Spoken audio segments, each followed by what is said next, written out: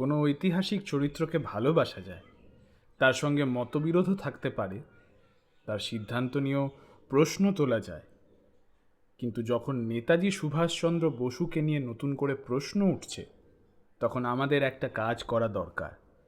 আবেগ দিয়ে নয়, ইতিহাসের নথি দিয়ে উত্তর খোঁজা। তিনি কি সত্যিই একজন ট্রেটার ছিলেন? ইন্ডিয়ান ন্যাশনাল আর্মি কি শুধু ব্রিটিশ ইন্ডিয়ান আর্মির আরেকটি বাহিনী ছিল? আর জাপানের সঙ্গে নেতাজির অ্যালায়েন্স কি তার স্বাধীনতার সংগ্রামকে অস্বীকার করে? আজ কোনো রাজনৈতিক দলের হয়ে নয়, কোনো ব্যক্তিকে আক্রমণ করতেও নয়, শুধু একটি প্রশ্ন: ইতিহাস আসলে কি বলে? সুভাষচন্দ্র বসু শুধু 1943 সালের নেতাজি নন, তিনি ছিলেন ইন্ডিয়ান সিভিল সার্ভিসের ব্রিলিয়েন্ট ক্যান্ডিডেট। কিন্তু ব্রিটিশ রাজের অধীনে সেই প্রেস্টিজিয়াস ক্যারিয়ার ছেড়ে তিনি স্বাধীনতার আন্দোলনে যোগ দেন। কংগ্রেসের মধ্যে তার উত্থান হয়। 1938 সালে তিনি হরিপুরা কংগ্রেসের প্রেসিডেন্ট হন। 1939 সালে আবার ত্রিপুরী কংগ্রেসের প্রেসিডেন্ট নির্বাচিত হন। কিন্তু তার রাজনৈতিক পথ এবং মহাত্মা গান্ধী সহ কংগ্রেসের মূল নেতৃত্বের মধ্যে গভীর মতপার্থক্য তৈরি হয়। শেষ পর্যন্ত তিনি কংগ্রেস ছেড়ে ফরওয়ার্ড ব্লক গঠন করেন। অর্থাৎ নেতাজির স্বাধীনতার স্বপ্ন আইএনএ শুরু হওয়ার বহু আগেই তৈরি হয়ে গিয়ে। এবার আসে ইতিহাসের সবচেয়ে বিতর্কিত অংশ। দ্বিতীয় বিশ্বযুদ্ধ শুরু হয়েছে, ব্রিটেন যুদ্ধে জড়িয়ে পড়েছে।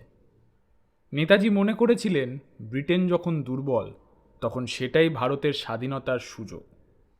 তিনি জার্মানিতে যান, হিটলারের সঙ্গে দেখাও করেন। পরে 1943 সালে অত্যন্ত বিপজ্জনক সাবমারিন জার্নির মাধ্যমে সাউথ ইস্ট এশিয়াতে পৌঁছান। সেখানে তিনি ইন্ডিয়ান ন্যাশনাল আর্মির নেতৃত্ব গ্রহণ করেন।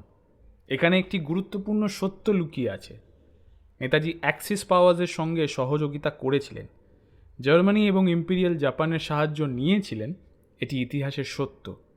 এবং এই সিদ্ধান্ত নিয়ে নৈতিক ও রাজনৈতিক বিতর্ক থাকতেই পারে, কিন্তু জাপানের সাহায্য নেওয়া আর ব্রিটিশের হয়ে কাজ করা, এই দুটো কি একই জিনিস? ইতিহাসের নথি তা বলে না। ইন্ডিয়ান ন্যাশনাল আর্মির ইতিহাস নেতাজির আগেই শুরু হয়েছিল। ক্যাপ্টেন মোহন সিং এবং পরে রাসবিহারী বসুর নেতৃত্বে এর প্রাথমিক কাঠামো তৈরি হয়। নেতাজি এসে সেটিকে নতুন রাজনৈতিক ও সামরিক শক্তিতে সংগঠিত করেন। আইএনএর সদস্যদের মধ্যে অনেকেই ছিলেন ব্রিটিশ ইন্ডিয়ান আর্মির প্রাক্তন ভারতীয় সৈনিক, যারা জাপানিজ ক্যাপটিভিটিতে যাওয়ার পর আইএনএতে যোগ দেন। অর্থাৎ এইটা বলা ঠিক নয় যে আইএনএ ছিল সিম্পলি ব্রিটিশ সোলজার্সদের একটি ইউনিট, বরং ইতিহাস বলছে এটি ছিল ভারতীয় স্বাধীনতার উদ্দেশ্যে গড়ে ওঠা একটি বাহিনী, যার অনেক সদস্য আগে ব্রিটিশ ইন্ডিয়ান আর্মিতে কাজ করেছিলেন এবং জাপান তাদের সামরিক ও লজিস্টিক সাপোর্ট দিয়েছিল। দুটো সত্য একই সঙ্গে সত্য হতে পারে। 21শে অক্টোবর 1943 সিঙ্গাপুরে গঠিত হয় provincial government of Azad Hind. Subhash Chandra Bose হন তার হেড অফ স্টেট এবং supreme commander of the INA. Japan এই সরকারকে স্বীকৃতি দেয়, এমনকি সেই সময়কার সোভিয়েত রাশিয়াও এই সরকারকে স্বীকৃতি দেয়। পরে আরও কয়েকটি অ্যাক্সিস অ্যালাইন্ড রাষ্ট্রও স্বীকৃতি দেয়। 30শে ডিসেম্বর 1943 পোর্ট ব্লেয়ারে নেতাজি ট্রাই কালার উত্তোলন করেন।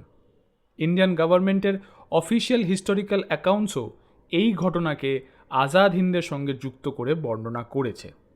এখন কেউ বলতে পারেন এটা জাপানিজ অকুপেশনের মধ্যে ঘটেছিল, সেটা ঐতিহাসিকভাবে গুরুত্বপূর্ণ কনটেক্সট, কিন্তু একই সঙ্গে এটাও সত্য নেতাজি একটি স্বাধীন ভারতীয় প্রভিন্সিয়াল গভর্নমেন্ট প্রতিষ্ঠার চেষ্টা করেছিলেন। এখানে আমাদের নেতাজিকে মিথ থেকে ইতিহাসে ফিরিয়ে আনতে হবে। আইএনএ শেষ পর্যন্ত ব্রিটিশকে সামরিকভাবে পরাজিত করতে পারেনি।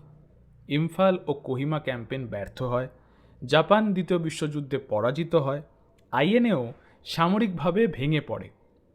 তাহলে কি নেতাজির ভূমিকা সেখানেই শেষ? একেবারেই নয়, কারণ আইএনএর সবচেয়ে বড় হিস্টোরিক্যাল ইম্প্যাক্ট সম্ভবত যুদ্ধক্ষেত্রের বাইরে।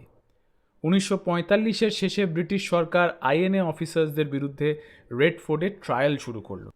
3টি নাম সারা ভারতকে নাড়া দিল: শাহনওয়াজ খান, প্রেম কুমার সেহগল, গুরবক্স সিং ধিলন।